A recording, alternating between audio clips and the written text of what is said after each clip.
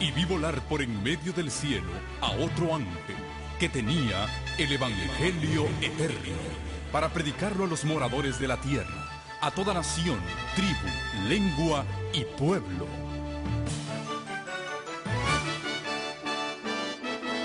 Con ustedes su programa cristiano con temas bíblicos de actualidad. Un programa que trae al mundo la verdad presente. Este es el Evangelio eterno.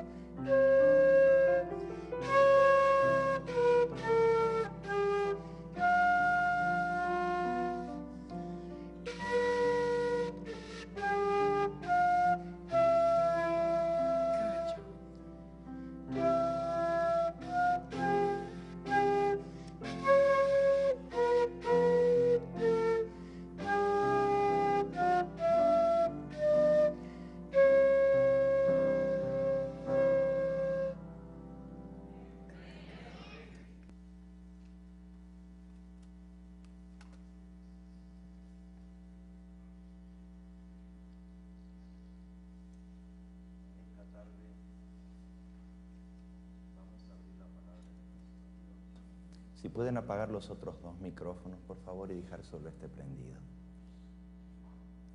Muchas gracias. Nuestra lectura bíblica se encuentra en San Mateo.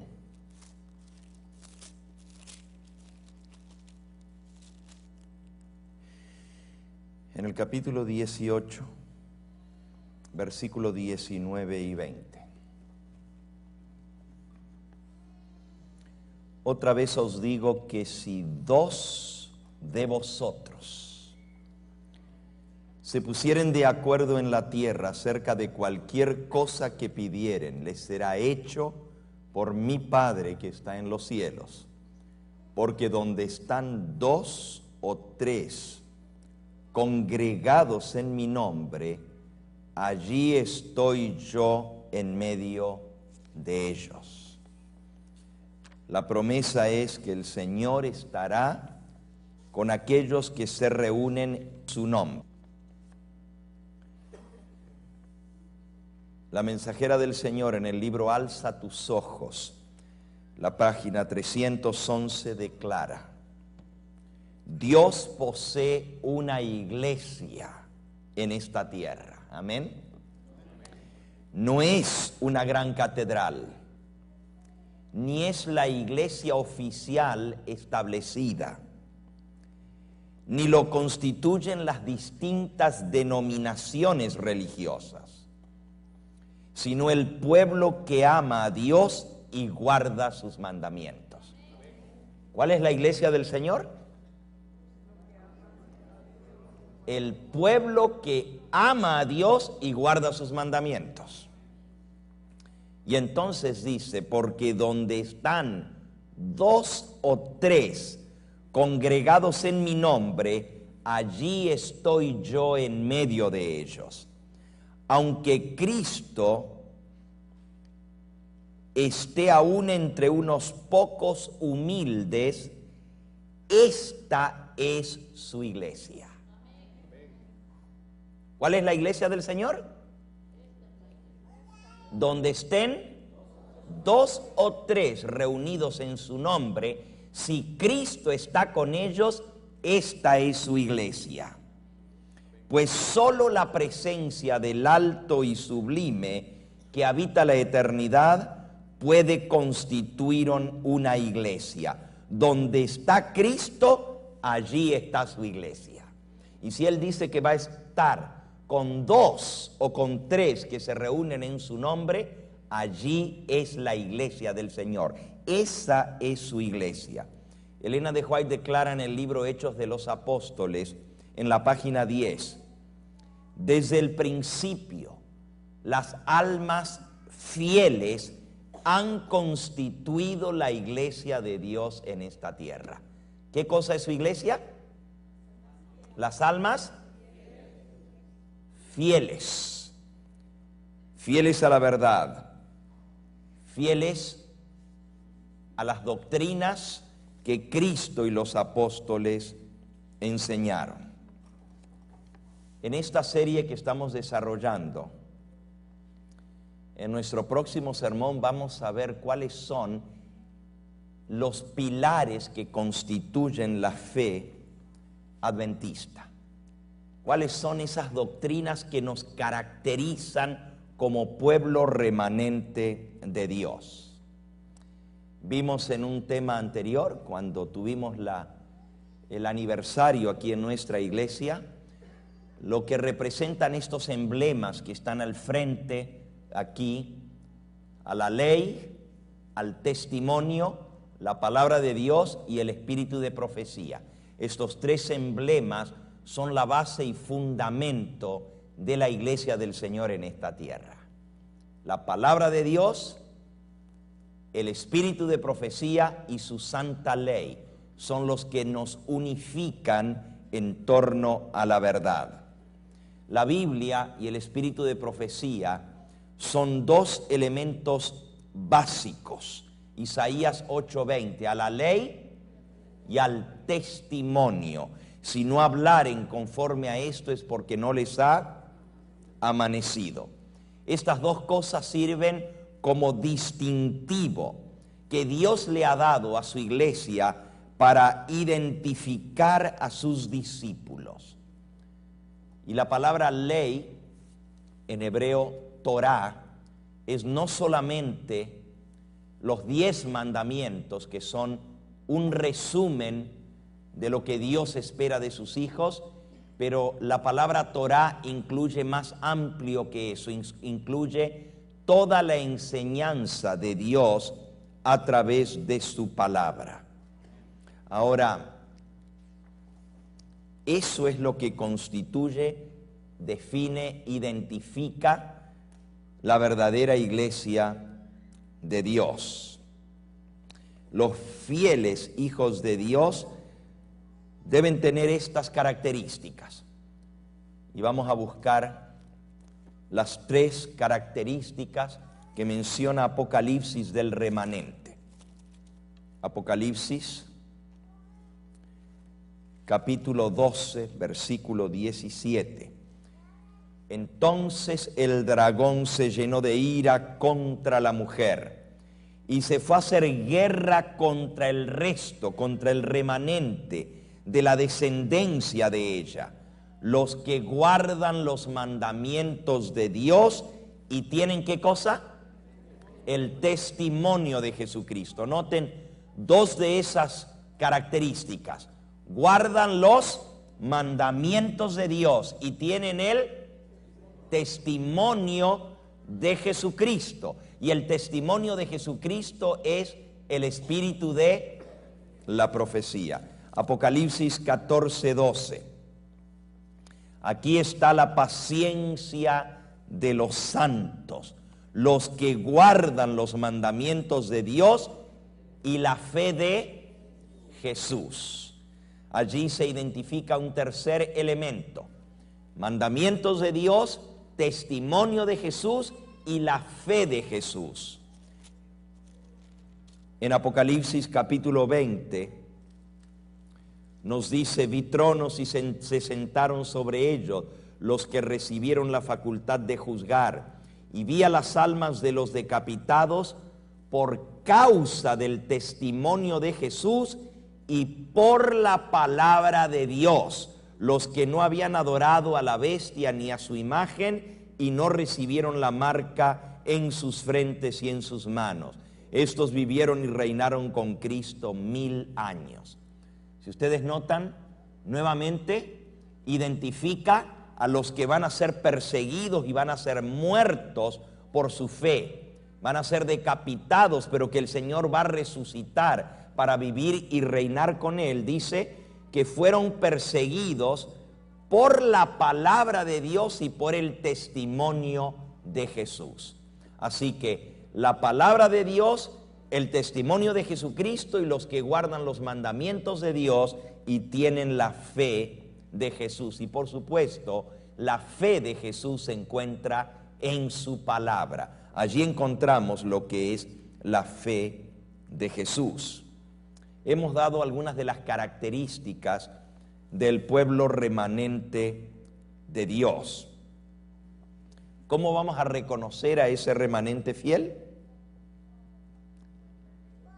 Tienen que tener estos elementos que los identifican. Según la palabra de Dios, van a tener la fe de Jesús, la misma fe, la misma doctrina, la misma enseñanza que Cristo enseñó. Van a tener o guardar, no solamente tener, sino guardar los mandatos, los mandamientos de Dios.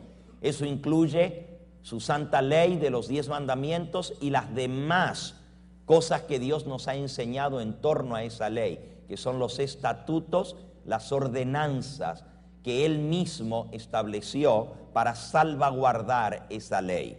Y entonces también tendrán el testimonio de Jesucristo, y el testimonio de Jesucristo es el espíritu de profecía. Vamos entonces a ver qué cosa es la iglesia. La primera vez que aparece la palabra iglesia en el Nuevo Testamento lo encontramos en San Mateo, en el Evangelio según San Mateo.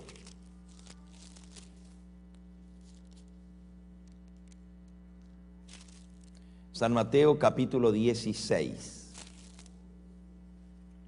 versículo 18.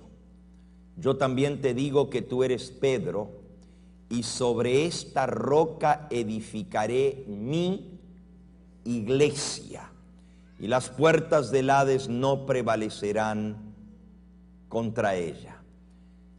La declaración de Pedro que acababa de decir a Jesús: tú eres el Cristo, el Hijo del Dios viviente, es la roca sobre la cual se edifica la iglesia. Y el Señor dice que ni el mismo demonio con todas sus huestes, las puertas del Hades no prevalecerán contra ella.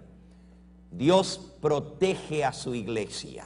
Él mismo se encarga de protegerla para que ésta no sea destruida ni desmembrada. Sus verdaderos hijos siempre han estado presentes. A lo largo de los siglos, la iglesia ha sido el portador de la luz, ha sido la que ha defendido la verdad de Dios, y las almas fieles que han defendido esa verdad constituyen la iglesia de Dios. Ahora, la palabra que se usa aquí, iglesia, viene del griego eclesia o eclesía.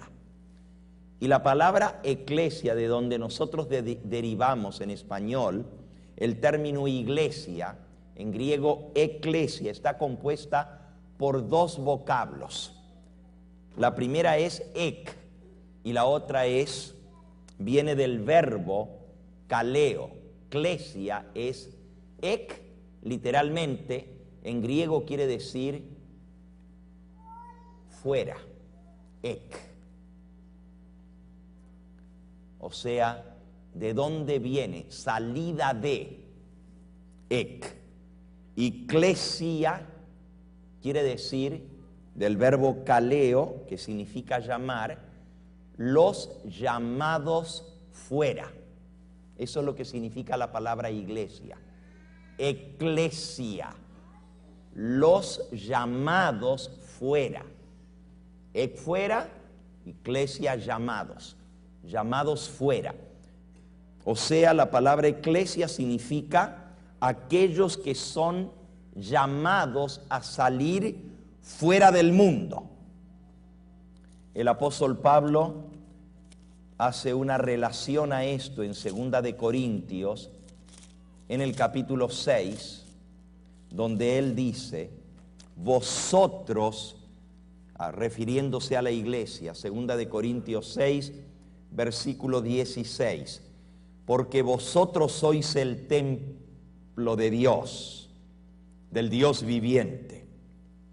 Como dijo Dios, habitaré, andaré entre ellos y seré su Dios y ellos serán mi pueblo, por lo cual salid de en medio de ellos y apartaos, dice el Señor, y no toquéis lo inmundo, y yo os recibiré y seré para vosotros por padre, y vosotros me seréis hijos e hijas, dice el Señor Todopoderoso. Aquí se hace ese juego en torno a la palabra salir fuera, eclesia, iglesia, los que son llamados a salir fuera. Salid de en medio de ellos y apartaos, dice el Señor, y yo os recibiré y vosotros seréis mi pueblo y yo seré vuestro Dios. La iglesia son los que son llamados a apartarse, a salir fuera del mundo, a separarse del pecado. En el diccionario exhaustivo de la lengua española se nos dice iglesia, del griego eclesia, los llamados a salir fuera para constituir una comunidad separada del resto de la sociedad. Y en el diccionario bíblico exhaustivo de Strong dice de la palabra eclesía, del griego, aquellos que son llamados a separarse del mundo, su origen, salen del mundo, son identificados como la iglesia, los llamados a separarse del mundo. Elena de White lo define así, Mensajes Selectos, tomo 3, página 15 y 16. La iglesia es la sociedad cristiana formada por los miembros que la componen, llamados a apartarse del mundo para ser santos, para que cada uno goce de la ayuda de todas las gracias y talentos que los demás miembros poseen. El Señor nos llama a salir del mundo, pero nos llama a reunirnos en una sociedad para que todos podamos ser copartícipes de los talentos que cada uno de los miembros posee. Sigue diciendo, para que así por la operación de Dios en su favor reciban los beneficios de los distintos dones y habilidades que Dios le ha concedido a cada uno de sus miembros. La iglesia está unida en los sagrados vínculos del compañerismo, a fin de que cada miembro se beneficie de la influencia de los demás. Algunos dicen, no necesitamos una iglesia, porque si yo creo en Cristo, tengo la verdad, tengo la palabra de Dios, tengo el espíritu de profecía, guardo los mandamientos de Dios, me puedo quedar en mi casa y yo estoy con dos, mi esposa y yo ya somos la iglesia. Porque ahí dice que donde están dos o tres reunidos en mi nombre, el Señor está en medio de ellos y son la iglesia. Según esta cita que acabamos de leer, la iglesia es un poco más que eso. Es cierto, si no tenemos la oportunidad de estar reunidos en una congregación, aun si son dos que invocan el nombre de Cristo, forman una iglesia. Pero si volvemos a lo que acabamos de leer en Mensajes Selectos, tomo 3, la iglesia es la sociedad cristiana formada por los miembros que la componen, llamados a salir del mundo para formar una sociedad santa, para que cada uno goce de la ayuda de todas las gracias y talentos de los demás miembros. Dios quiere que nos reunamos en sociedad, en compañerismo los unos con los otros, y la iglesia está unida, dice aquí, en los sagrados vínculos del compañerismo cristiano, a fin de que cada miembro se beneficie de la influencia, de los dones y talentos de cada uno de los demás. Porque a cada uno Dios nos da dones y talentos distintos. Y si me quedo nomás mi esposa y yo, pues ya yo le conozco los talentos a ella y ella le conoce los talentos míos. Pero cuando nos reunimos más, nos beneficiamos entre todos, porque la iglesia forma una sociedad de creyentes que se apoyan los unos a los otros. También Elena de White describe la iglesia en Hechos de los Apóstoles, en la misma página 10, donde ella dice que los fieles a lo largo de todas las edades han constituido la iglesia de Dios. Ella dice: la iglesia es la fortaleza de Dios, su ciudad de refugio, que Él sostiene en un mundo en rebelión.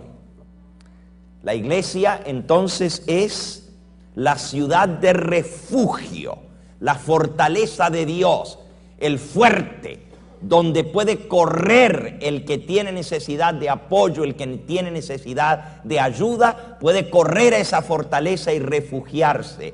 Es la fortaleza, es la ciudad de refugio que Dios sostiene en este mundo en rebelión. Ahora, esto es la iglesia. La iglesia entonces está constituida por distintas células.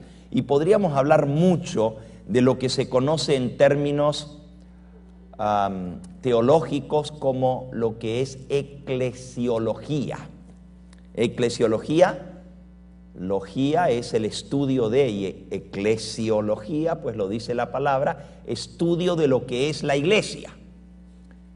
El apóstol Pablo compara a la iglesia a un cuerpo en Primera de Corintios, capítulo 12. Él nos dice allí en el versículo 13: porque por un solo espíritu todos fuimos bautizados en un cuerpo. El versículo 12 dice: porque así como el cuerpo es uno y tiene muchos miembros, pero todos los miembros del cuerpo, siendo muchos, son un solo cuerpo, así también Cristo. Fíjense que nosotros usamos la palabra miembros de la iglesia. Decimos que tenemos membresía, que somos miembros de la iglesia, pero la palabra miembros viene de esta comparación que hace el apóstol Pablo. Un cuerpo tiene muchos miembros, pero es un solo cuerpo. Y entonces él sigue diciendo, además, versículo 14, el cuerpo no es un solo miembro, sino muchos. Si dijere el pie, porque no soy mano, no soy del cuerpo, ¿por eso no será del cuerpo? Si dijere la oreja, porque no soy ojo, no soy del cuerpo, ¿por eso no será del cuerpo? Si todo el cuerpo fuese ojo, ¿dónde estaría el oído? Si todo fuese oído, ¿dónde estaría el olfato? Mas ahora Dios ha colocado los miembros, cada uno de ellos, en el cuerpo como Él quiso. Para que haya un cuerpo tienen que existir todos esos miembros, si no, no hay un cuerpo integral. De allí es que es necesario congregarnos, y el apóstol Pablo mismo nos amonesta en el libro o la epístola a los Hebreos, en el capítulo 10, nos dice en el versículo 23, 24 y 25: mantengamos firme sin fluctuar la profesión de nuestra esperanza, porque fiel es el que prometió. Y considerémonos unos a otros para estimularnos al amor y a las buenas obras, no dejando de congregarnos como algunos tienen por costumbre, sino exhortándoos, y tanto más cuando veis que aquel día se acerca. Así que el consejo de Dios a través del apóstol Pablo es que no nos dejemos de congregar, como algunos toman por costumbre. Ya yo no necesito ir a la iglesia, porque si yo tengo a Cristo, si tengo a su palabra, si tengo el espíritu de profecía y guardo los mandamientos de Dios, con dos que estemos ya formamos la iglesia. Es cierto, repito, que donde hay dos o tres reunidos en el nombre de Cristo, Jesús está en medio de ellos según su promesa.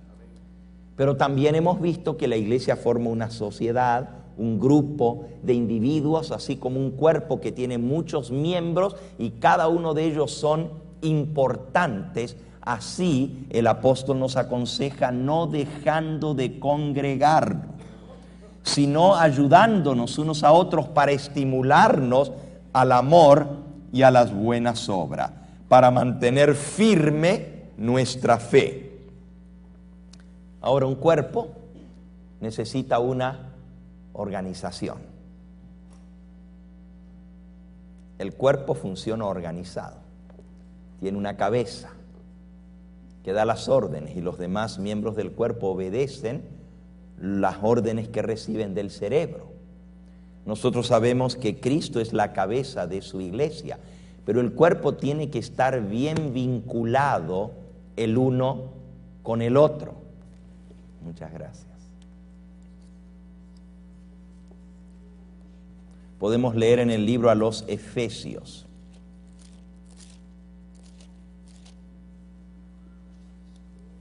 Dice en el versículo 15 y 16.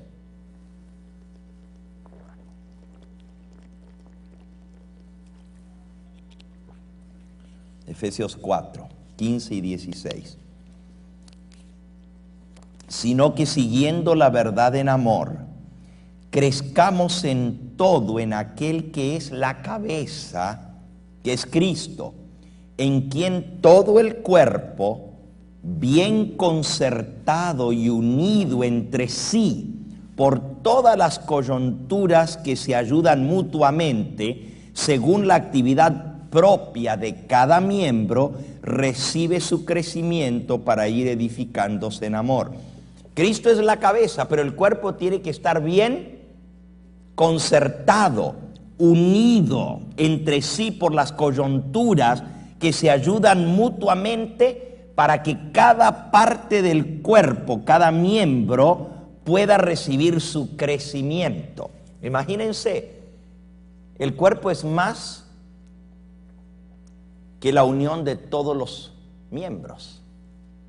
Usted puede poner dos manos, dos brazos, un cuello, un pulmón, un estómago, un intestino, dos piernas, 10 dedos, etcétera, etcétera, todo junto, pero todavía no tiene un cuerpo. Es más, puede estar todo junto y unido, pero ese cuerpo tiene que tener vida para que sea un cuerpo viviente. Lo que conecta todo el cuerpo son los distintos sistemas del cuerpo.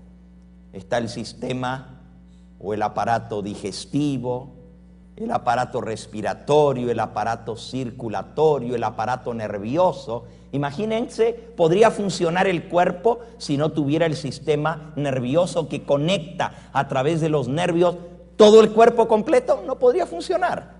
Los nervios van dando, son la cablería, como en una casa, ¿no es cierto? Tiene que haber cables en toda la casa, pero también tiene que haber cañería en toda la casa. La cañería en nuestro cuerpo son las venas y las arterias, ¿no es cierto?, que conectan a todo el cuerpo, pero le llevan también lo que necesita para subsistir. A través del sistema circulatorio recibe el oxígeno y recibe los nutrientes cada célula del cuerpo.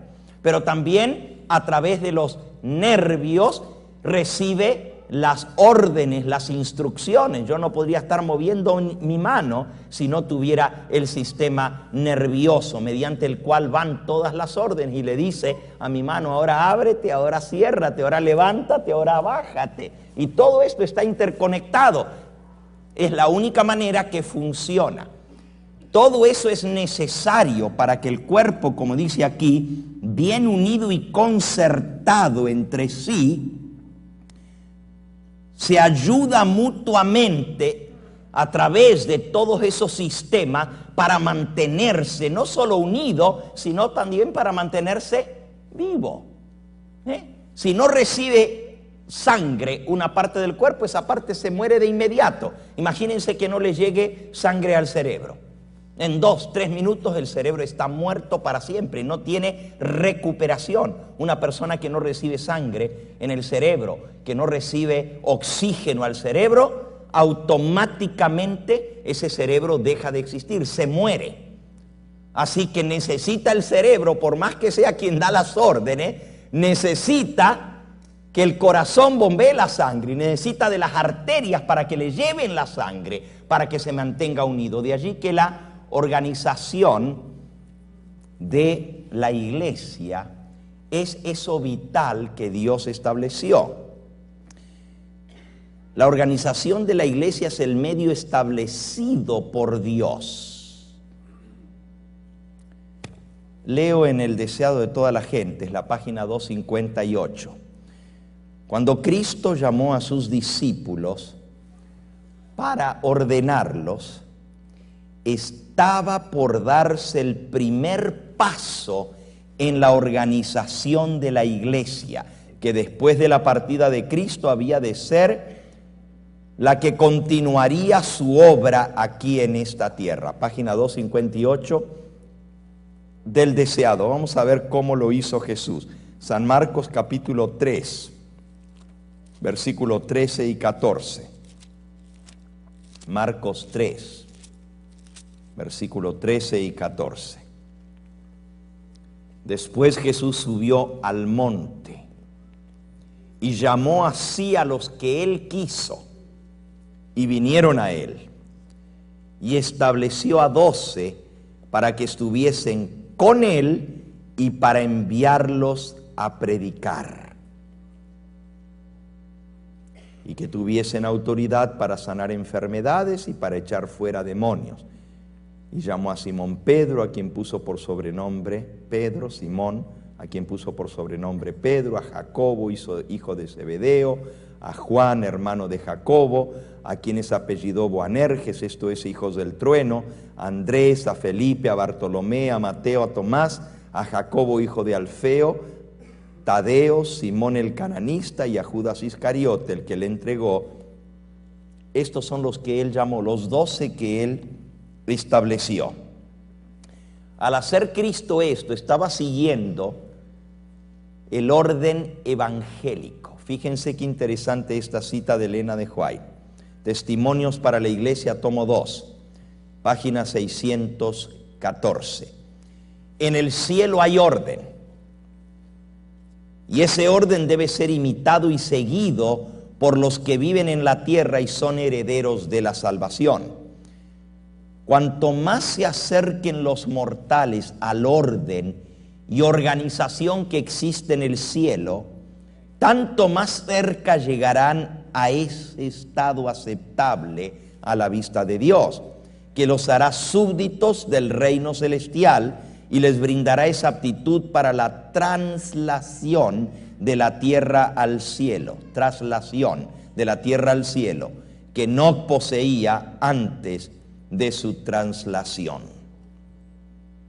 El Señor, dice ella en primeros escritos, ha mostrado que el orden evangélico ha sido temido y descuidado en demasía. Dios quiere que su iglesia esté organizada y que haya orden evangélico, así como hay orden en el cielo. Saben, al principio, a la iglesia adventista, el grupo de creyentes que defendían la verdad, les costó mucho organizarse, primero como iglesia, eclesiológicamente, y luego les costó más todavía organizarse administrativamente. Si nosotros tuviéramos tiempo, podríamos leer un poquito de cómo fue la organización de la iglesia. Pero cuando usted lee los artículos que se escribían en la revista adventista, la Review and Herald, usted ve que salía un artículo en favor de organizarse. Esto es antes de que la iglesia se organizara como iglesia. Eso fue en el año 1863. O sea, pasaron 20 años desde el chasco hasta que la iglesia adventista decidió organizarse como iglesia. Ahora les pregunto, en esos 20 años, ¿había iglesia o no había iglesia? ¿Existía la iglesia? Existía la iglesia, pero no estaba organizada como iglesia. Existían creyentes. ¿Había pastores o no había pastores? Había pastores. ¿Había maestros o no había maestros? Había, pero no se habían organizado como una organización visible. Aunque existía la iglesia, esta no se había organizado. Y cuando usted lee los artículos en favor de la organización, la mayoría los escribió Jaime White. Él era el que defendía la necesidad de organizarse. Otros estaban en contra de una organización, decían, vamos a hacer una iglesia como todas las demás. Vamos a hacer igual que los metodistas, igual que los bautistas. Esas iglesias ya existían y esas iglesias fueron las iglesias que los expulsaron de sus iglesias por haber creído la verdad, y ellos se convencieron de esa verdad por la Biblia, del pronto regreso de Cristo, del mensaje de los 3 ángeles, y por haber defendido esa verdad los habían expulsado de sus congregaciones. Entonces ellos decían, si nos organizamos vamos a tener que ser como las demás iglesias, vamos a tener que tener una definición de lo que creemos, y como ahora si nos organizamos vamos a ser una iglesia organizada, entonces cualquiera que no crea igual que nosotros, que no acepte lo que nosotros aceptamos, los vamos a excluir. De esa manera nos vamos a transformar igual que las demás iglesias, en excluir a los que no creen de nuestra misma manera. Por eso no se querían organizar. Y ese proceso les tomó 20 años organizarse. Pero Elena de White explica en el libro Primeros Escritos, en la página, desde la página 97 hasta la 101, las razones por las cuales era necesario organizarse. Ella dice, y lo resumo, podríamos leer todas esas páginas aquí en el libro Primeros Escritos, pero lo resumo de esta manera. Era necesario organizarse para mantener la unidad por el Espíritu en doctrina, en fe y en amor. Mantener la unidad de doctrina, de la fe y del amor.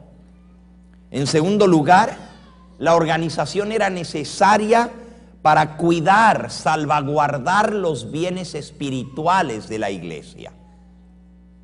En tercer lugar, era necesario proteger a los creyentes de la incursión de elementos discordantes, la introducción de elementos que traían errores doctrinales, cuyo fin era causar división y apartar a los fieles de la verdad. Si no estaban organizados, pues cualquiera podía venir y decir, yo soy parte de esto, y guiar a los creyentes por un mal camino, engañarlo, enseñarle doctrinas falsas. Pero si la iglesia estaba organizada, entonces se protegía esa fe y se decía, este no es enviado por nosotros porque no tiene las características de nuestra fe. Este enseña algo diferente a nosotros.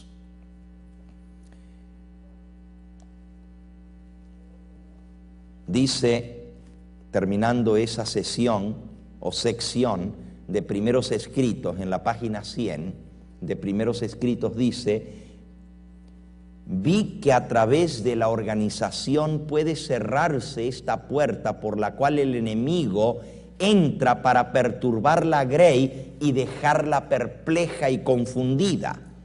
Pregunté al ángel cómo podía cerrarse esa puerta que el enemigo usaba para desgregar.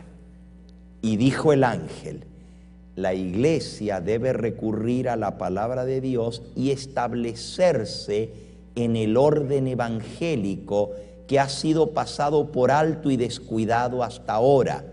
Esto es indispensable para introducir en la iglesia unidad y fe. El ángel del Señor dijo, organícense en el orden evangélico y eso será la manera de cerrar la puerta para que se meta el elemento discordante. Se ha descuidado este orden evangélico y por eso el diablo se ha aprovechado y ha traído discordia. La organización es indispensable para introducir en la iglesia unidad y fe. Primero entonces la iglesia se organiza como entidad religiosa, pero luego ven que necesitan también organizarse como entidad administrativa y legal. Esta ya es otra cosa distinta. Una cosa es organizarse y reconocer esa iglesia, quiénes son los que se reconocen como enviados. Por ejemplo, Cristo dice en Efesios capítulo 4, ¿qué fue lo que Él estableció en su iglesia? Lo primero que Él hizo, el primer paso que Él dio fue nombrar a 12 apóstoles y decir, ustedes son los que van a estar conmigo, los que iban a estar con Él y los que Él iba a enviar a predicar. Dos cosas, los que yo reconozco como mis discípulos y los que yo envío a predicar. Pero luego en Efesios 4 dice que cuando subió a lo alto, dio dones a los hombres, Efesios capítulo 4 versículo 8, y entonces dice, el mismo que descendió es el mismo que subió y dio dones, y versículo 11, y él mismo constituyó a unos apóstoles, a otros profetas, a otros evangelistas, a otros pastores y maestros, a fin de perfeccionar a los santos para la obra del ministerio, para la edificación del cuerpo de Cristo, hasta que todos lleguemos a la unidad de la fe y del conocimiento del Hijo de Dios, a un varón perfecto a la medida de la estatura de la plenitud en Cristo, para que ya no seamos niños fluctuantes, llevados por doquiera de todo viento de doctrina, por estratagema de hombres que para engañar emplean con astucia las artimañas del error, sino que siguiendo la verdad en amor, crezcamos en todo, esto es en aquel que es la cabeza, esto es Cristo, en quien todo el cuerpo bien concertado y unido entre sí por todas las coyunturas que se ayudan mutuamente, según la actividad propia de cada miembro, recibe su crecimiento para ir edificándose en amor.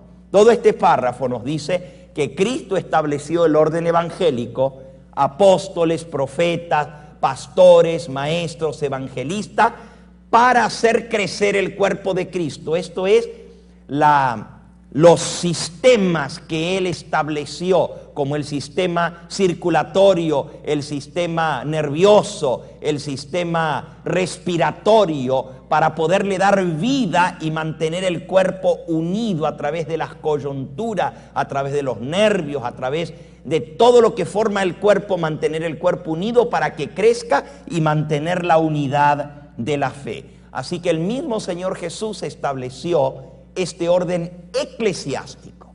Ahora hay algo diferente entre orden eclesiástico y orden jurídico o legal. Fíjense la diferencia. ¿Necesita la iglesia el orden legal o solamente con la organización dentro de la iglesia es suficiente? Fíjense la pregunta, yo estoy haciendo una diferencia entre orden evangélico y orden administrativo o legal.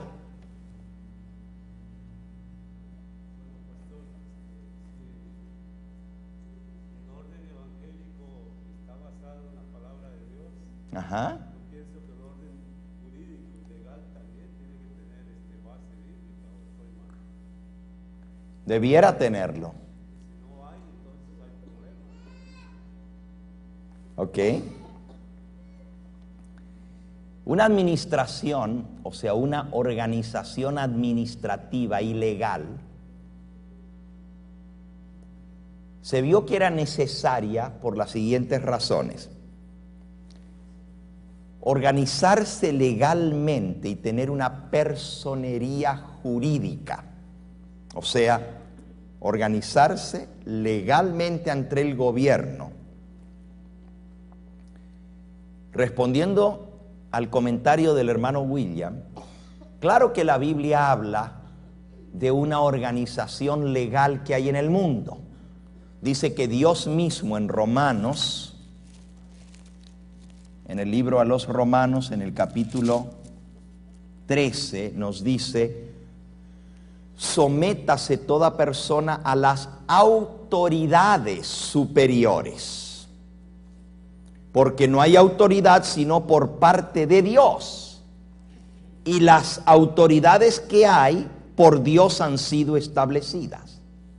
Sométase a la autoridad superior, a los magistrados, dice en la versión antigua, porque no hay autoridad sino de parte de Dios, y las que hay establecidas por Dios han sido establecidas.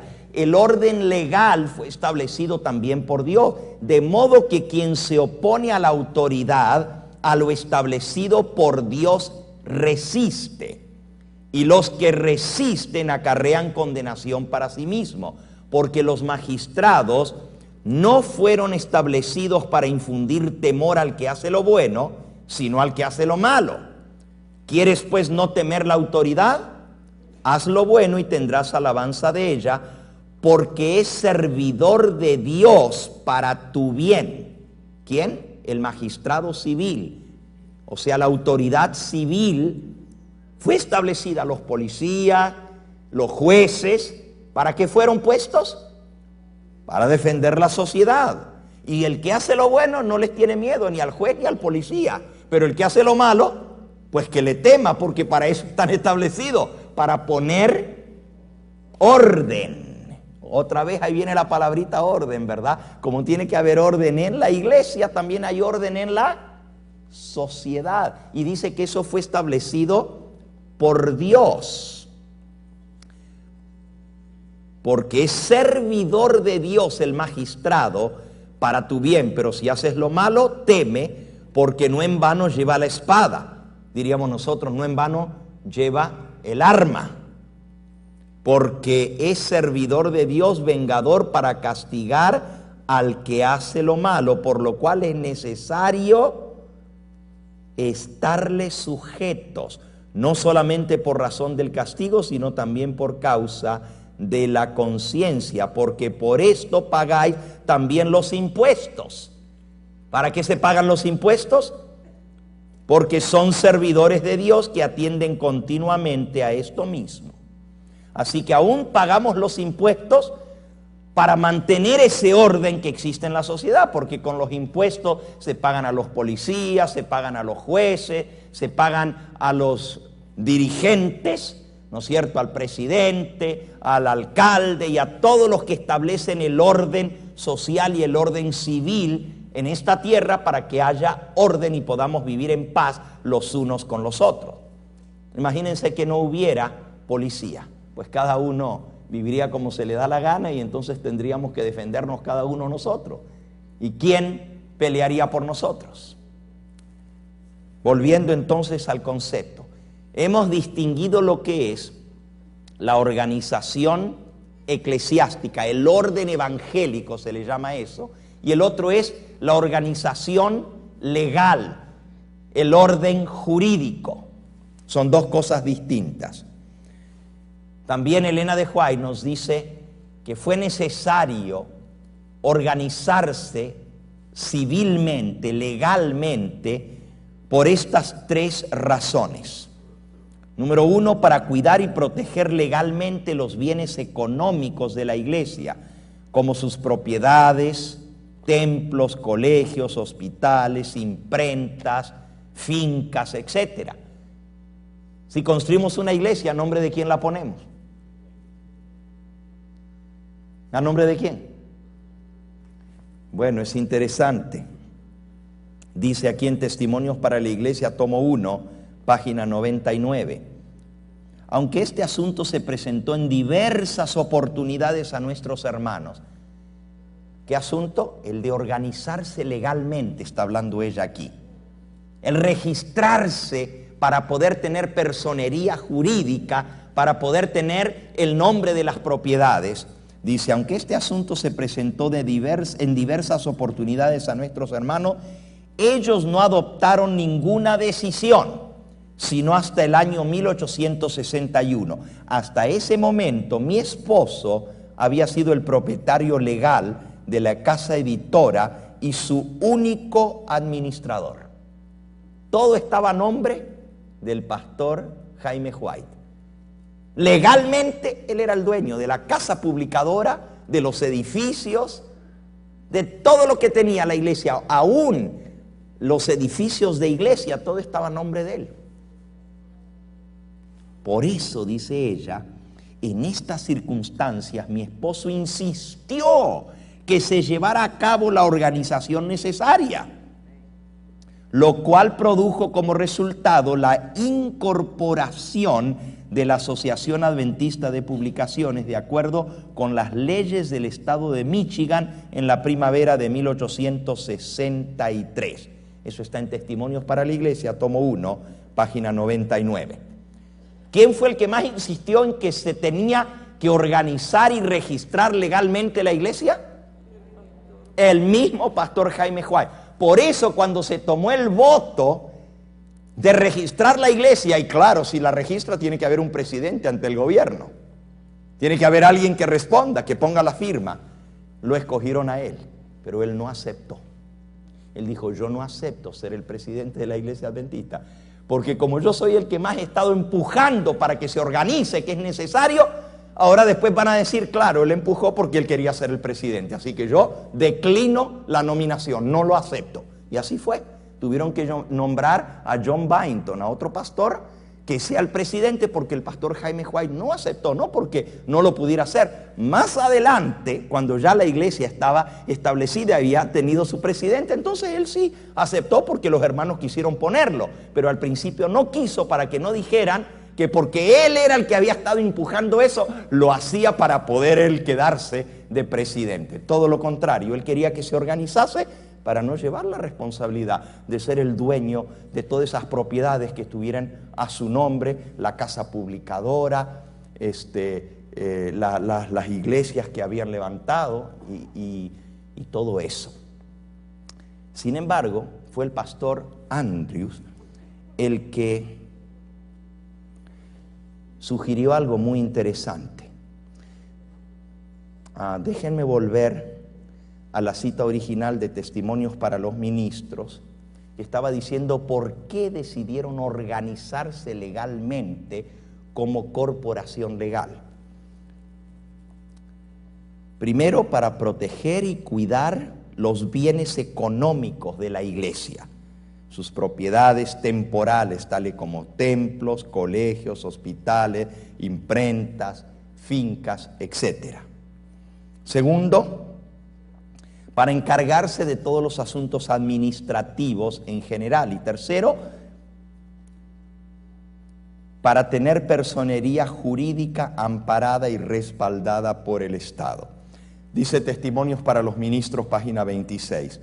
A medida que nuestros miembros fueron aumentando, resultó evidente que sin alguna forma de organización habría gran confusión y la obra no se realizaría con éxito. La organización era indispensable para proporcionar, número 1, sostén al ministerio. Número 2, para dirigir la obra en nuevos territorios. Número 3, para proteger tanto las iglesias como a los ministros de los miembros indignos. Número 4, para retener las propiedades de la iglesia y tenerlas a nombre de la organización. Número 5, para la publicación de la verdad por medio de la prensa y para muchos otros objetivos. Allí se menciona una lista de cosas por las cuales era necesario organizarse. Pero el pastor Andrews, en el año 1861, el pastor John Nevis Andrews hizo una sugerencia entre el grupo de todos los hermanos reunidos que estaban discutiendo este tema. ¿Nos organizamos? No nos organizamos. ¿Nos registramos legalmente? No nos registramos legalmente. Y la cosa estaba bien dividida. Algunos decían, no lo hagamos, y otros, porque eso es ser Babilonia. Si nos registramos, si nos organizamos, ya somos igual que todas las demás iglesias. Dios nos llamó a salir de Babilonia. Ahora vamos a nosotros mismos estar juntos con el Estado. Y la unión de la iglesia y el Estado constituye Babilonia. Entonces, ¿cómo nos vamos a unir con el Estado? Eso decían uno. Y el pastor Jaime White defendió que había que organizarse, pero el que dio la opción viable fue el pastor John Nevis Andrews. Él hizo esta sugerencia. Expuso que no necesitábamos organizarnos legalmente como iglesia para poseer propiedades. Él dijo, ¿por qué tenemos que registrar la iglesia con el gobierno para entonces estar unidos al Estado? Fíjense qué interesante. Él llegó a un término medio. Los que no querían registrarse con el gobierno decían no, porque la iglesia va a estar unida al Estado y van a ser una y la misma cosa. Otros decían sí, hay que organizarse y registrarse, porque si no, ¿cómo vamos a tener los títulos, etcétera, etcétera? Tiene que ser una organización legal.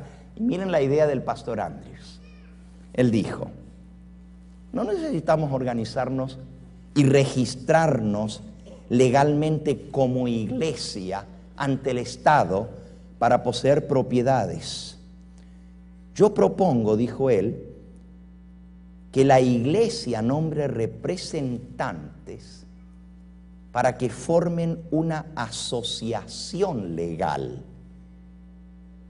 que pueda recibir la personería jurídica y así tener a nombre de esta asociación los bienes de la iglesia. La iglesia es una cosa, pero la asociación civil es otra.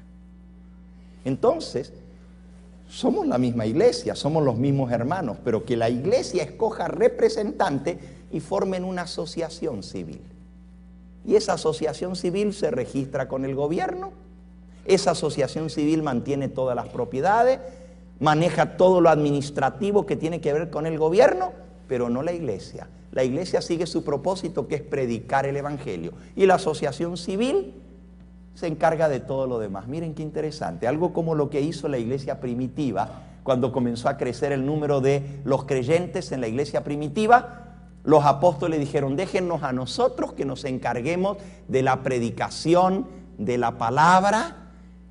Vamos a leerlo allá en el libro de Hechos, en el capítulo 7. Hechos capítulo 7, y este fue el argumento que usó, Hechos 6, perdón, fue el argumento que usó el pastor Andrews. Dice el versículo 2, los 12 apóstoles convocaron a la multitud de los creyentes, de los discípulos, y dijeron, no es justo que nosotros dejemos la palabra de Dios para servir a las mesas. O sea, para encargarnos de todos los asuntos, que era repartir los bienes entre los hermanos, que todos reciban igual, porque todos daban su dinero y todos dependían que la iglesia entonces les pudiera dar lo necesario para subsistir. Versículo 3. Buscad pues, hermanos, de entre vosotros a 7 varones de buen testimonio, llenos del Espíritu Santo y de sabiduría, a quienes encarguemos de este trabajo. Y nosotros persistiremos en la oración y en el ministerio de la palabra. Y agradó la propuesta a toda la multitud. Y escogieron a 7 hombres. Estos, los diáconos, se van a encargar de todo eso, otro. Y nosotros nos vamos a encargar de la oración, de la predicación de la palabra, y estos otros, de nosotros mismos, de la misma iglesia, que se encarguen de los asuntos administrativos. Eso fue lo que hizo la iglesia adventista en sus comienzos. En lugar de registrarse como iglesia, se registraron como asociación. Se nombraron a representantes, se estableció una asociación civil con personería jurídica, y hasta el día de hoy la iglesia adventista funciona de las dos maneras. Por ejemplo, este servidor, por muchos años, casi por 10 años, fui miembro de la junta de la asociación. Pero por ser administrador los últimos años, por haber sido nombrado vicepresidente de la conferencia, me tocaba ser también miembro de la asociación civil. Todo lo que tenía que ver con asuntos legales lo manejaba la asociación. Hasta el día de hoy así se maneja la iglesia adventista, por el consejo del pastor Andrews de hace más de 100 años atrás. Por ejemplo, estamos reunidos en la junta de la asociación, o de la conferencia se llama aquí, la junta de la conferencia. Tratamos asuntos pastorales, asuntos de iglesia, vamos a organizar una nueva iglesia, se va a tener una campaña evangelística en tal lugar, se va a pasar a este pastor a tal otro distrito. Todos los asuntos que tienen que ver con la iglesia los maneja la junta de la conferencia, Executive Committee of the Conference. Pero luego decía el presidente, bueno, hermanos, vamos a cerrar esta sesión y ahora vamos a abrir una nueva sesión. Ahora estoy convocando a los miembros de la asociación civil. Éramos los mismos. Pero terminaba la reunión eclesiástica y ahora funcionábamos como asociación civil. Tenemos que vender tal propiedad, tenemos que comprar seguros para tal otra cosa, tenemos que comprar seguros para los pastores, para salud, tenemos que hacer frente a estos gastos, y comenzábamos a funcionar ya en asunto administrativo, pero se llevaba un registro aparte. Cuando venía una auditoría del gobierno, lo único que tenían que ver eran los asuntos administrativos. Los asuntos eclesiásticos no tenían nada que ver con esto. Asuntos de qué pastor y a quién se nombraba como pastor y todo lo demás, eso era algo totalmente aparte. Lo único que tenía que ver el gobierno era con los asuntos civiles, administrativos. Dos entidades aparte. Qué interesante, ¿verdad? Ahora todo esto cambió. Si bien todavía existen las dos entidades, las dos se fusionaron en una sola. Cuando la iglesia adventista en el año 1981 registró el nombre adventista del séptimo día jurídicamente y formó la corporación adventista. La corporación adventista unificó la parte eclesiástica con la parte legal. Se puso una sombrilla cubriendo a las dos. y ahora la Corporación Adventista registra su nombre como marca registrada en 1981, y de la Corporación Adventista depende la asociación y depende la conferencia. Trabajó bien por 120 años sin necesidad de una corporación, hasta que en 1981 se formó la Corporación Adventista. Y esto me lleva a una partecita de nuestra historia no tan buena. En 1981 la Iglesia Adventista a nivel de la Asociación General forma la Corporación Adventista. E inmediatamente después de registrar el nombre, se registró el nombre como Iglesia Adventista del Séptimo Día, y se le puso protección legal a este nombre por la Conferencia General para que nadie pudiera usar ese nombre para referirse a sí mismos como adventistas del séptimo día sin pertenecer a una de las conferencias o asociaciones subsidiarias. Aquí está la corporación, pero de la corporación depende la asociación, depende la conferencia, depende las instituciones educativas, las instituciones de hospitales, y todo lo demás está bajo la Corporación Adventista, y nadie puede usar el nombre adventista del séptimo día si no pertenece a una de esas organizaciones subsidiarias. Entonces, inmediatamente comienzan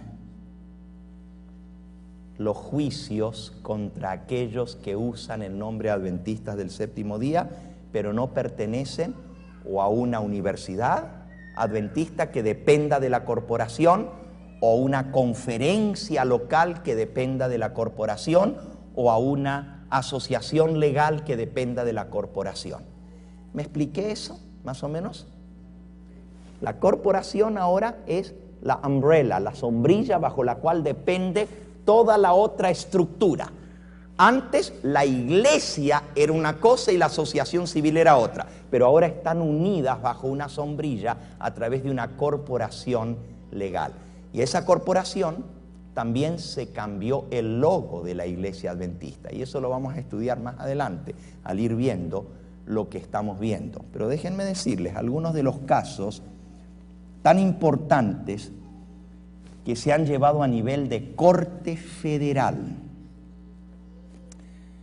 El último que acaba de pelearse, esto fue ahora mismo, este juicio se demoró 3 años en la Corte y acaba de terminarse el 12 de febrero de este año 2010. O sea, estamos hablando de hace una semana atrás.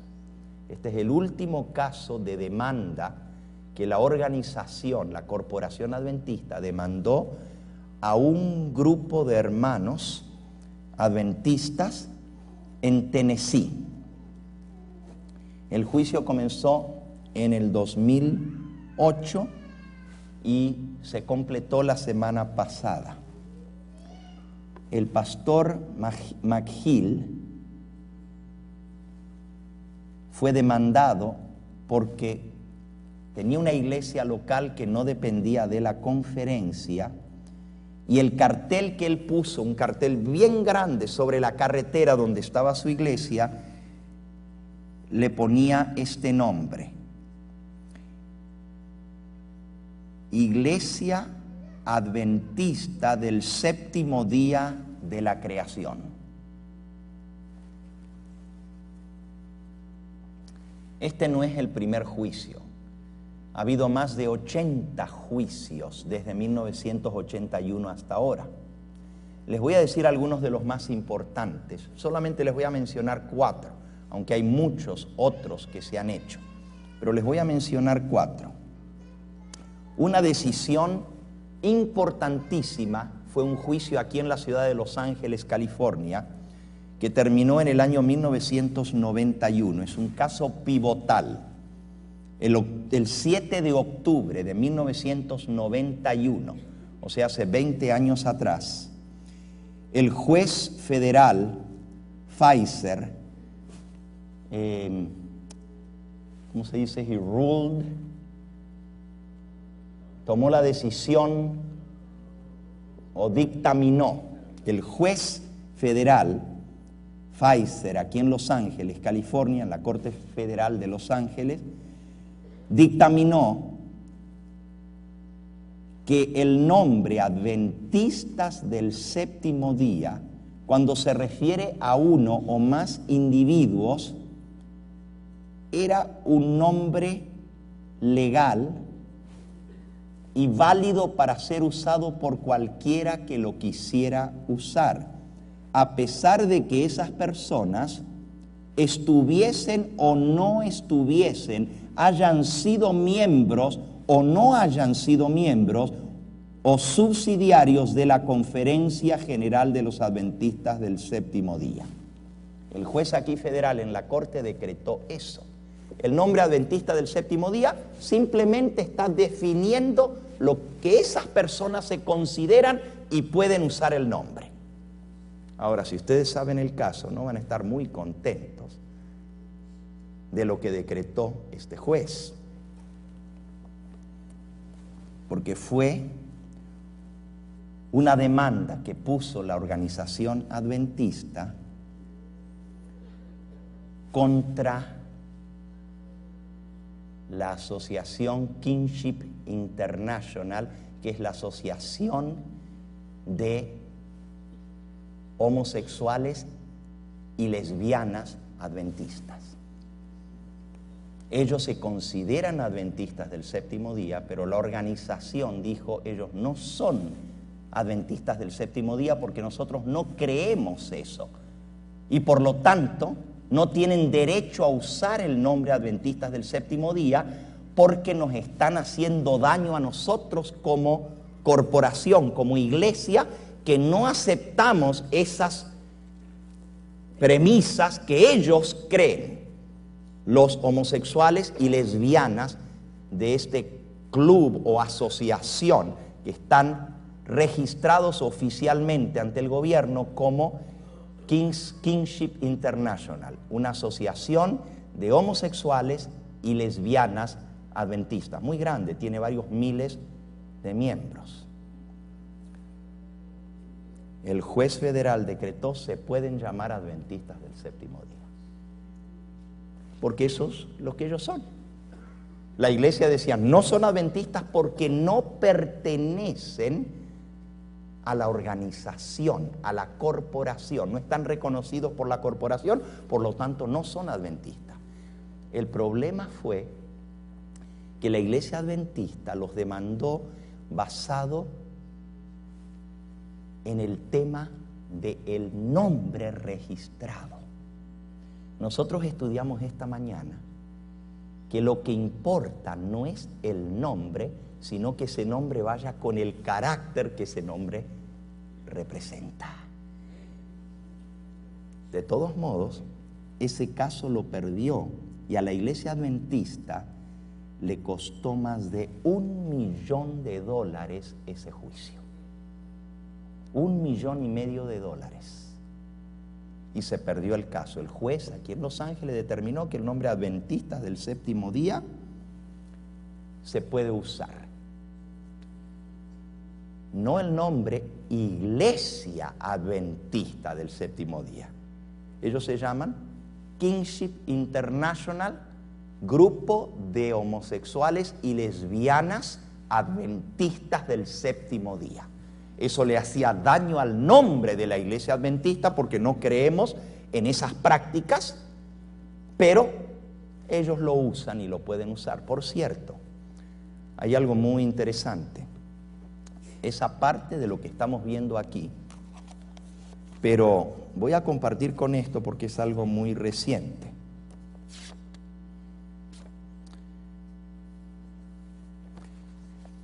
no nos afecta a nosotros en forma directa, pero está muy cerquita de nosotros. Hay una iglesia que está solamente a 2 cuadras de este edificio. 2 cuadras. Y no me estoy refiriendo a la iglesia hispana de Glendale. Esa está a 4 cuadras. Pero aquí a 2 cuadras, por esta calle, usted camina 2 cuadras y hay una iglesia adventista. La iglesia adventista se llama Glendale City Church. O sea, la iglesia adventista de la ciudad de Glendale. Esta iglesia, City Church, fue por años la iglesia principal de esta ciudad. En su época llegó a tener más de 2,000 miembros. Tengo conmigo una carta que uno de los ancianos de esa iglesia escribió al presidente de nuestra conferencia aquí en Glendale, al pastor Cavines. No puedo leer toda la carta, pero les voy a leer algunas de las cosas que dice esta carta. Para aquellos que no lo saben, Kingship International SDA, la organización Kingship International de Adventistas del Séptimo Día, es la organización gay, lesbian más grande en los Estados Unidos, que se consideran a sí mismos adventistas del séptimo día. ¿Qué tiene que ver esto con la City Church? Escuchen. Es un hecho sorprendente que aunque muchos pastores adventistas, ministros, no se les permite hablar en nuestras propias iglesias adventistas. Es un hecho también conocido que iglesias adventistas que practican nuestra fe y tienen nuestras creencias no son reconocidas oficialmente por la Conferencia del Sur de California. Sin embargo, por 4 años sucesivos, Kingship International, una organización de lesbianas y homosexuales adventistas, tiene sus reuniones regulares en la Glendale City Church. Se reúnen para sus reuniones de lesbianas y homosexuales en la iglesia adventista que está a 2 cuadras de aquí.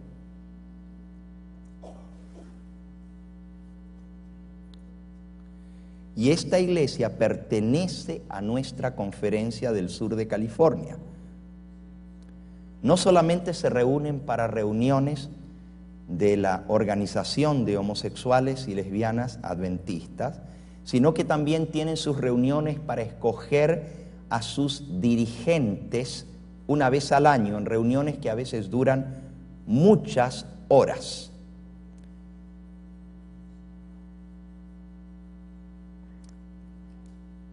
La página oficial de Kingship en el Internet establece los objetivos de esta organización gay lesbian.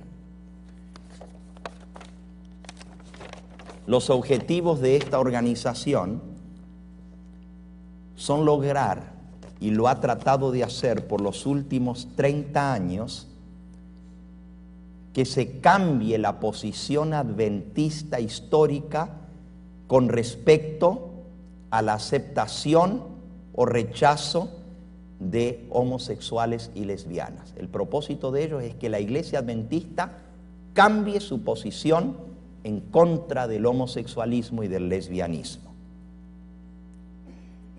La pregunta es, ¿debiera una iglesia adventista o una conferencia adventista permitir que una organización que promueve estas ideas y que está tratando de cambiar la posición sostenida desde su comienzo en las doctrinas adventistas se reúna en un templo adventista para tener sus reuniones?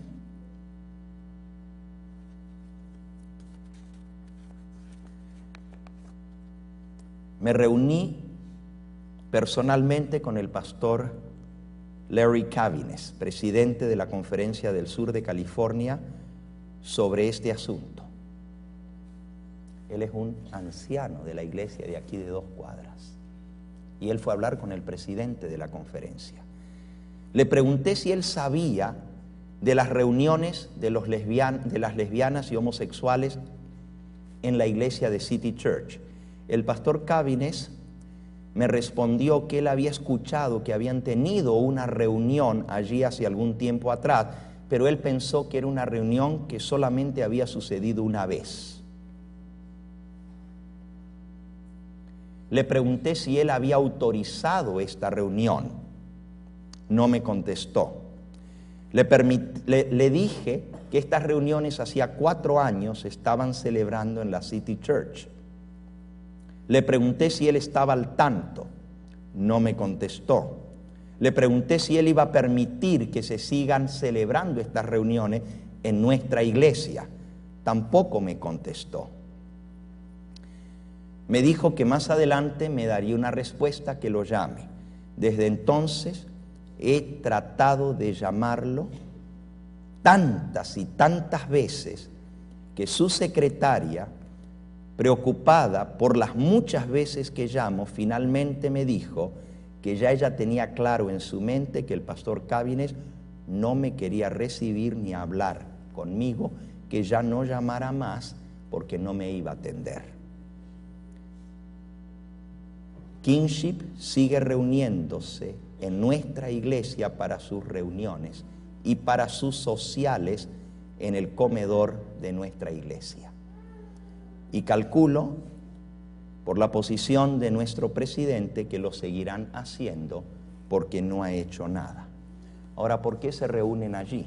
Aquí a 2 cuadras de nosotros. El pastor de la City Church es el doctor Smuts Van Rooyen. Este es el pastor de la iglesia de aquí a 2 cuadras.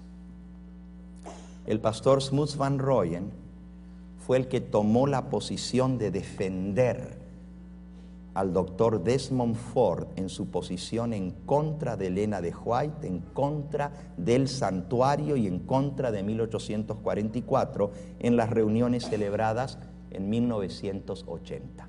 El pastor de aquí defendió al pastor Desmond Ford en contra de Elena de White, en contra del santuario y en contra de las posiciones oficiales sobre nuestras doctrinas pivotales. Van Rooyen ha comentado en nuestra junta que él se ha aliado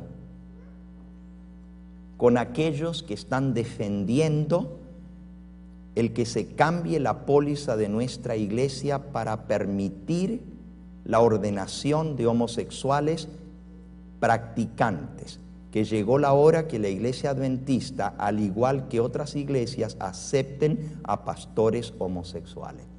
Esta es la posición del pastor de la iglesia que está a 2 cuadras aquí de la nuestra. Es interesante que en esta misma carta dice, hay otras iglesias y hay pastores que no se les permite usar el púlpito, pero a estos se les permite reunirse en una iglesia adventista, pero va más grave la situación, es más grave. El pastor Van Rooyen ha declarado públicamente que ni la Biblia ni el apóstol Pablo dice nada negativo en contra de relaciones homosexuales monógamas. Donde dice, los que se echan con varones, el pastor Van Rooyen dice, lo que la Biblia está prohibiendo es tener muchos hombres, pero si un hombre tiene a otro hombre, no hay ningún problema. Lo que la Biblia dice es que no deben echarse con varones, plural. Igual que un hombre no debe tener muchas mujeres, una mujer no debe tener muchos hombres. Eso está malo. Pero si un hombre se casa con otro hombre y se mantiene leal a esa unión, la Biblia no dice nada en contra de eso. Esa es la posición de este pastor. Nosotros sabemos que eso es un error garrafal, que está en contra de la Biblia en forma directa. Mi tema no es este. Mi tema es la corporación y lo que esto significa, la organización y cómo debe defendernos de la verdad y si la organización está haciendo eso ahora o no. Ese es mi tema. Pero estoy usando como ejemplo esto y en realidad lo que estoy hablando es de las demandas legales contra los que usan el nombre de adventistas del séptimo día. Usan el nombre. Entonces los demandan para que no usen el nombre si no pertenecen a la organización. Pero resulta que la organización, a sabiendas, sabe de lo que está pasando. Y les voy a decir que es más grave, porque aquí viene. El presidente Cabines me dijo a mí personalmente que él ha trazado una línea de la cual no se va a pasar. Y esa línea es que él no va a permitir que se ordene a ningún homosexual. Suena bonito, pero miren lo que sigue. En la práctica, lo que eso significa es que los gays y las lesbianas pueden hacer todo lo demás menos ser ordenados al ministerio. Como por ejemplo nuestro pastor asociado Leif Lind. Esta iglesia tiene un pastor asociado, cuya historia ustedes pueden leer en Kingship International, la revista de ellos, y en la revista Spectrum.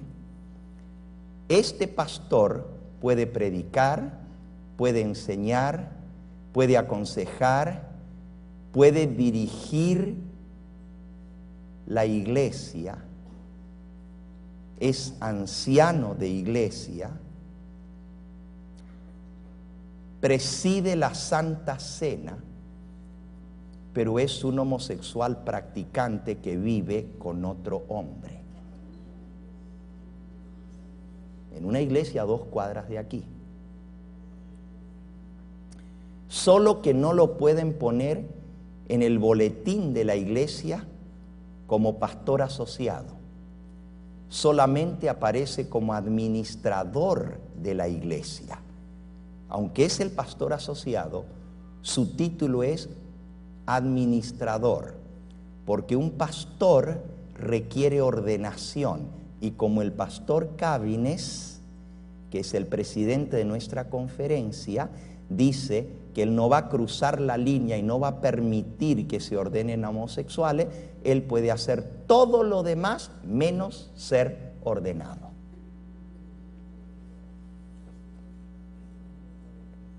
Esta situación ha puesto a nuestra iglesia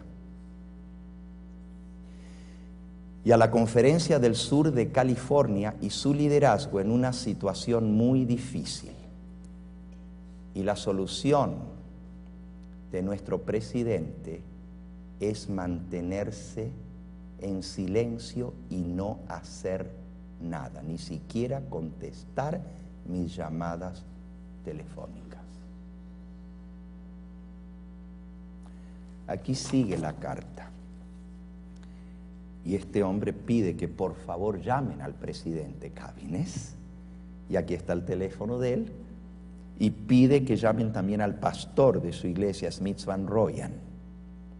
Y él dice, todo dirigente en nuestra denominación necesita considerar lo que está sucediendo en nuestra iglesia, Glendale City Church, en la Conferencia del Sur de California.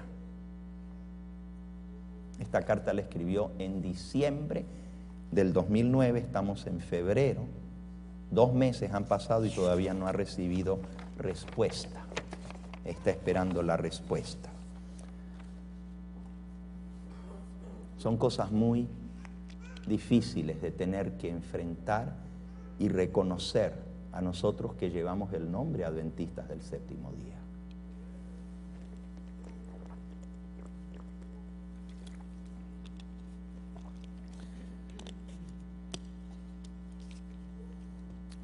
Voy a mencionarle algunos otros casos. Ese caso tenía que ver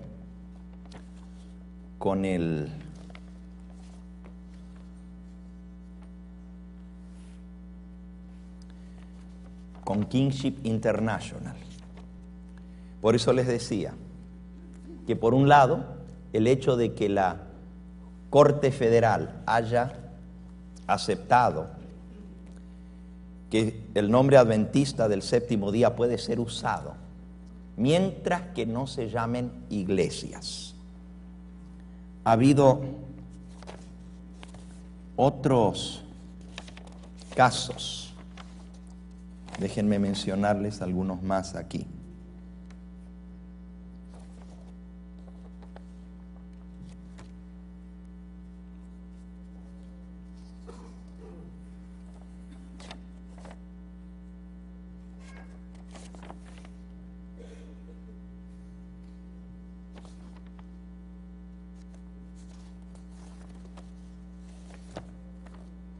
Okay.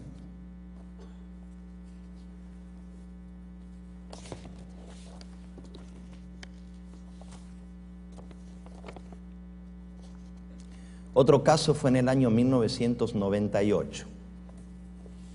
Este de Kingship fue en 1991 y se juzgó en favor del uso del nombre adventista del séptimo día, que cualquiera lo puede usar, así sea 1, 2, 3, 5, 10 personas, si se consideran a sí mismos adventistas. No estamos hablando de una iglesia. El caso es diferente cuando usan el nombre Iglesia Adventista del Séptimo Día.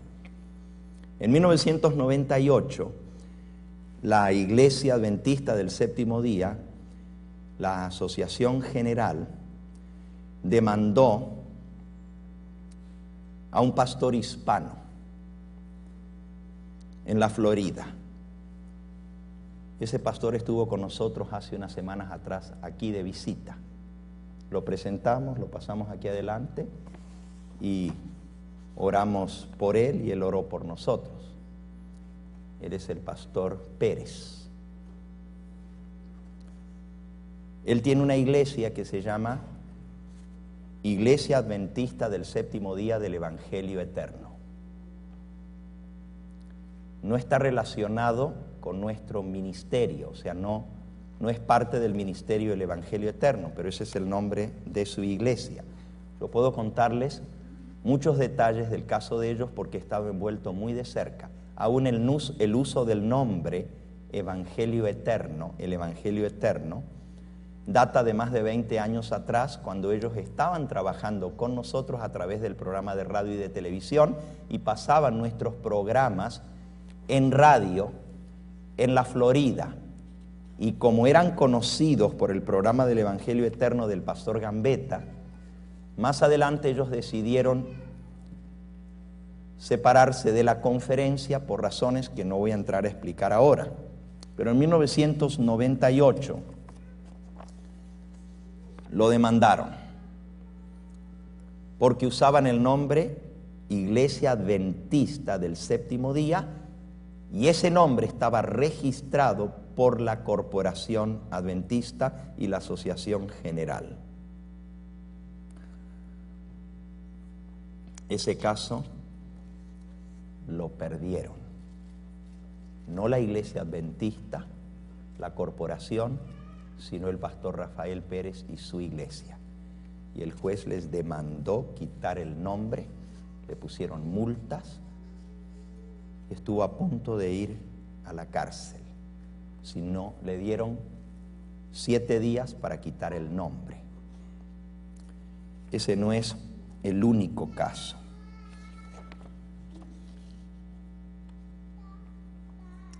Hay otro caso bastante impresionante y este fue en Hawái. Una iglesia pequeña en Hawái que tenía solamente 9 miembros, pero tenía en el título el nombre Iglesia Adventista del Séptimo Día. Fue demandada, el pastor estuvo en la cárcel aquí en Los Ángeles, lo pusieron en la cárcel por usar el nombre adventista del séptimo día. El último caso, que es el del pastor Chick McGill en Tennessee, se decidió este 12 de febrero, o sea, la semana pasada, en la corte en Tennessee, la corte federal, y también perdieron el caso. Y el caso se perdió porque el pastor no se presentó ante la corte. Lo tuvieron en la cárcel algún tiempo, le confiscaron su propiedad y él, cuando lo sacaron y tenía que presentarse a corte otra vez, salió bajo fianza, pero huyó de los Estados Unidos y se fue al África y no regresó. Y el juez dictaminó en contra de él y no puede volver a entrar a los Estados Unidos porque si no va a la cárcel por no haberse presentado a la corte.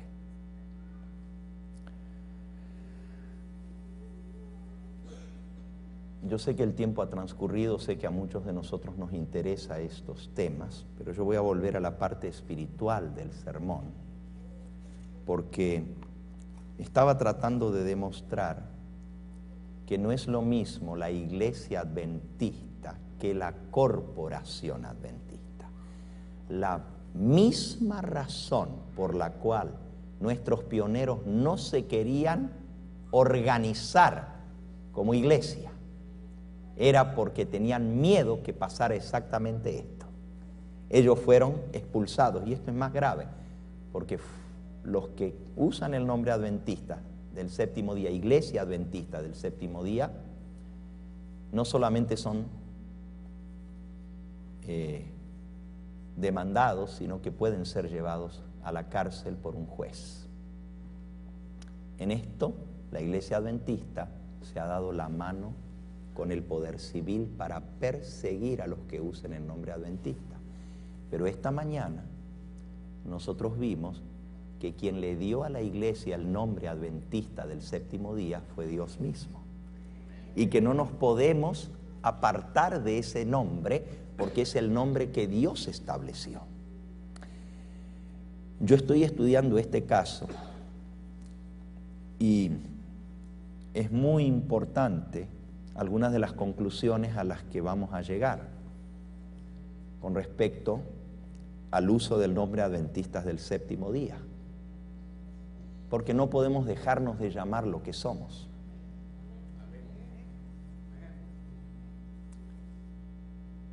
Sin embargo, hay varios casos que han juzgado en favor de los acusados,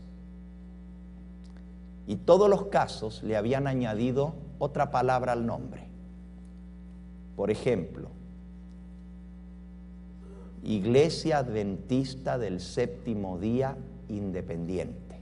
Ya con esa palabra no tienen base en la corte para demandarlos, porque el mismo nombre identifica que son independientes.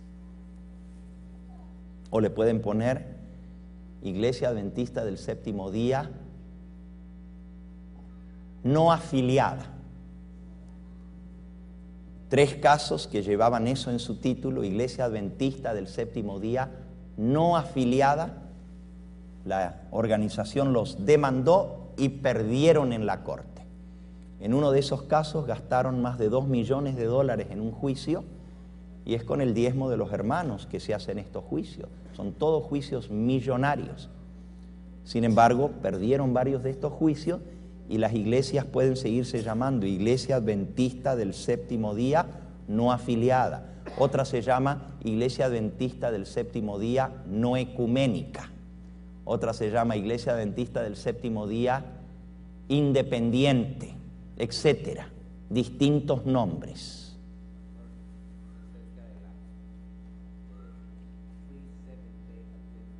También Iglesia Adventista del Séptimo Día Libre. Contra ese nombre no han hecho ninguna demanda.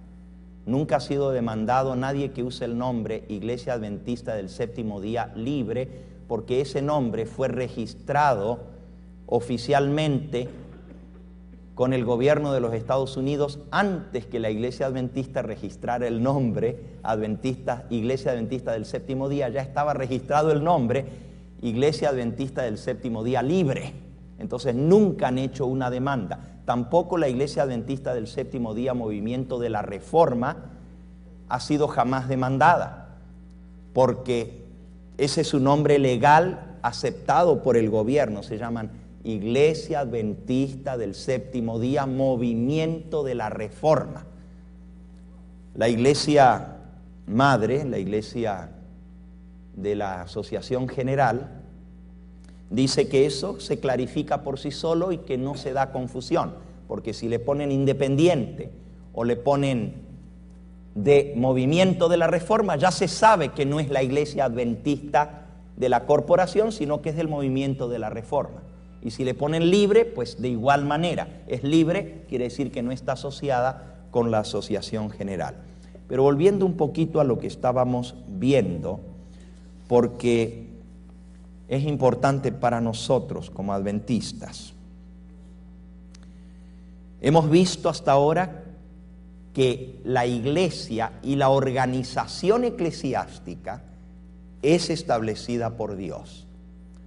Pero también hemos visto que no es exactamente lo mismo que la organización civil o legal, que el plan original y lo que la iglesia hizo por 120 años fue que la corporación legal estaba registrada con el gobierno para tener personería jurídica, pero la iglesia adventista no estaba registrada como tal. Sin embargo, ahora sí está registrada con el gobierno como iglesia y declara tener derecho exclusivo al nombre Iglesia Adventista del Séptimo Día.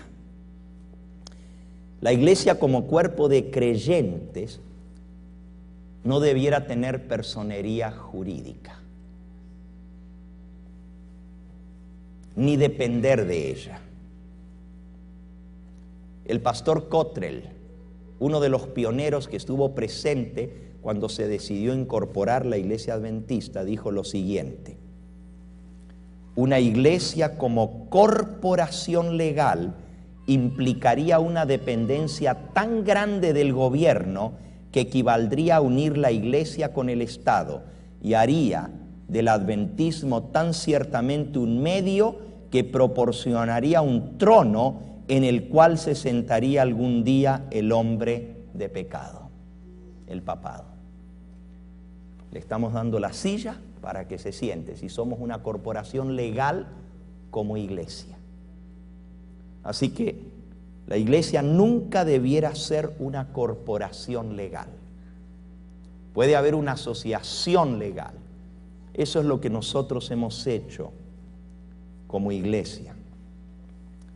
Nosotros funcionamos como iglesia, usamos el nombre adventista del séptimo día, porque somos adventistas del séptimo día, pero no es nuestro nombre oficial ante el gobierno.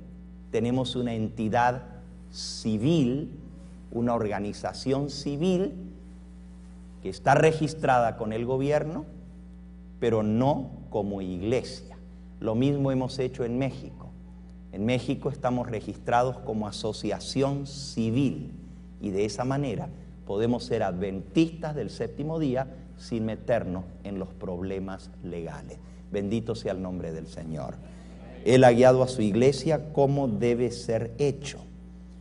La iglesia, sin embargo, puede funcionar y debe funcionar como células, formando un gran movimiento con una gran misión cuyo eje central es Cristo.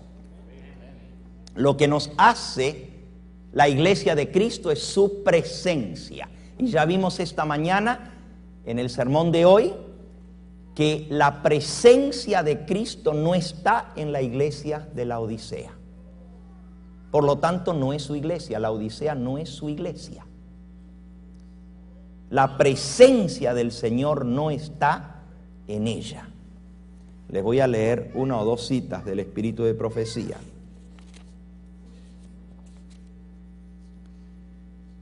La iglesia se encuentra en el estado de la Odisea, la presencia de Dios no está en su medio.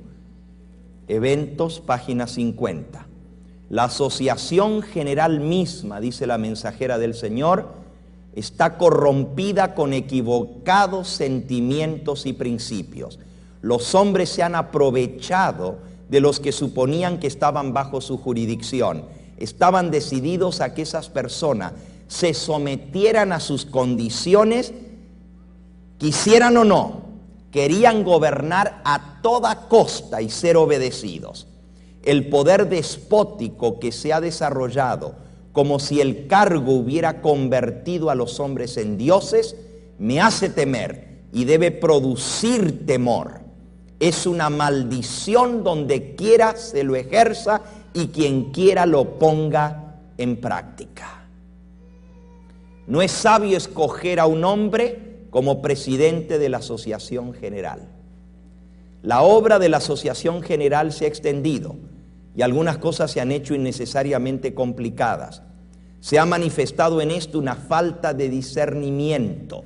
Debe haber una división del campo o debe idearse algún otro plan para cambiar el actual estado de cosas.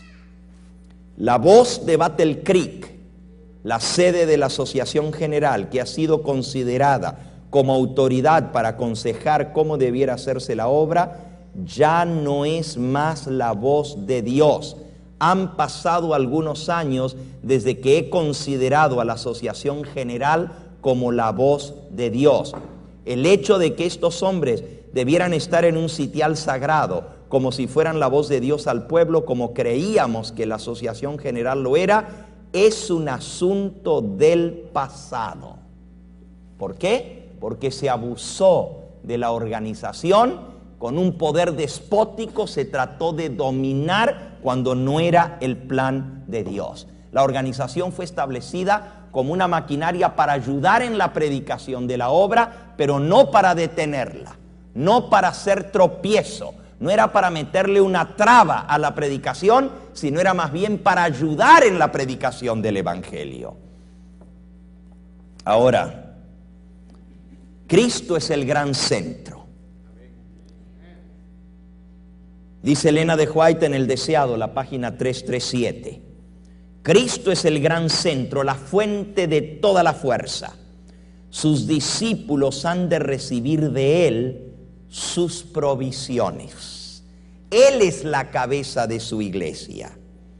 La iglesia debe multiplicarse, pero debe multiplicarse sujetados a la cabeza, a la palabra de Dios, al espíritu de profecía y guardando su santa ley. Esta debe ser la base. Esto es lo que nos unifica, lo que nos une. Estos son los emblemas que nos hacen lo que somos, a la ley y al testimonio. La palabra de Dios, el espíritu de profecía, aquí están los que guardan los mandamientos de Dios y tienen la fe de Jesús. Esta es nuestra base y esto puede multiplicarse en células y donde quiera que estén 2 o 3 reunidos en el nombre de